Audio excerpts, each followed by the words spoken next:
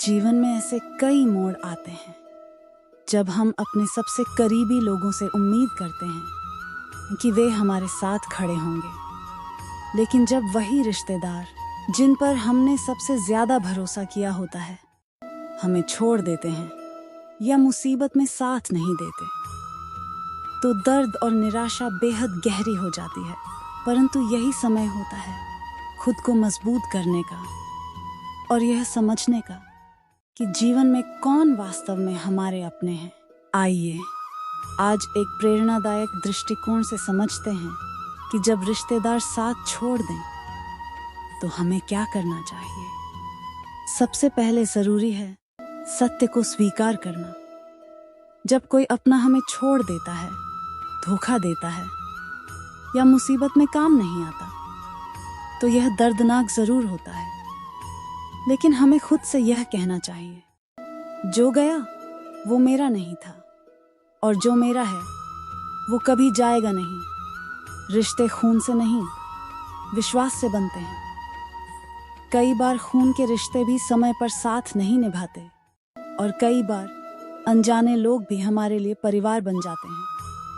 भगवान श्री कृष्ण ने भी अर्जुन से कहा था, जो तुम्हारा है वह कभी तुमसे दूर नहीं जाएगा और जो दूर हो गया वह कभी तुम्हारा था ही नहीं। जब कोई रिश्ता टूटता है या कोई अपना हमें छोड़ देता है तो हमें यह समझना चाहिए कि वह व्यक्ति हमारे जीवन के पाठ में एक अध्याय भर था, पूरी कहानी नहीं। ईश्वर कभी भी हमारे जीवन से कोई चीज यूं ही नहीं निकालता। वो हमेशा कुछ बेहतर लाने के लिए कुछ पुराना ले जाता है। अक्सर जब कोई अपना हमें छोड़ता है तो हम अपने आप को दोष देने लगते हैं। क्या मेरी गलती थी? क्या मैंने कुछ कम किया? लेकिन यह सोच नुकसानदायक है। हर व्यक्ति की सोच और प्राथमिकता अलग होती है। जो लोग मुसीबत में साथ नहीं देते वे पहले से ही आत्म केंद्रित होते हैं। इसीलिए खुद को कमजोर या दोषी महसूस करना बंद कीजिए। आपका मूल्य किसी रिश्तेदार के साथ या उनके निर्णय से तय नहीं होता। आपका आत्म मूल्य आपके कर्मों से तय होता है। रिश्तेदार छोड़ सकते हैं, पर कई बार दोस्त, पड़ोसी, सहकर्मी बिना किसी स्वार्थ के आपके साथ खड़े होते हैं। ऐसे लोगों को कभी न भूलें। जीवन में गुणवत्ता वाले रिश्ते चाहिए, मात्रा वाले नहीं। एक सच्चा इंसान जो साथ खड़ा है वह 1000 झूठे रिश्तेदारों से बेहतर है। जब कोई साथ छोड़ता है तो यह समय होता है खुद पर काम करने का, आत्मनिर्भर बनने का और अपने लक्ष्य की ओर आगे बढ़ने का। याद रखिए, आपका भविष्य आपके हाथ में है। अगर आप चाहते हैं कि कोई आपको ना छोड़े तो खुद को इतना मजबूत बनाइए कि किसी के साथ या बिना आप जीवन की हर लड़ाई जीत सकें। अक्सर हमारे रिश्तेदार हमसे इसलिए दूर हो जाते हैं क्योंकि हमने उनसे बहुत ज्यादा उम्मीदें लगा ली होती हैं। अब वक्त है सीखने का। उम्मीद वहां रखो जहां विश्वास हो और विश्वास वहां रखो जहां दिल हो। हर रिश्ता निभाना जरूरी नहीं होता, कुछ को बस सीख की तरह याद रखना पड़ता है।